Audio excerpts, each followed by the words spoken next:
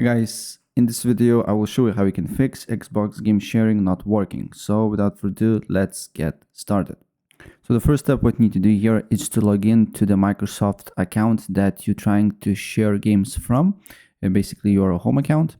And then what you need to do here, you need to go to your Game Pass, and then you just need to, as you can see here, do one thing.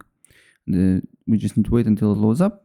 And then what we need to do here is to turn off recurring billing.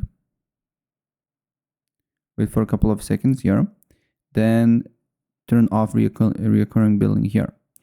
And after it's done, just restart your box and look if the problem persists. If the problem persists, then turn on recurring billing and turn off again for a couple of times.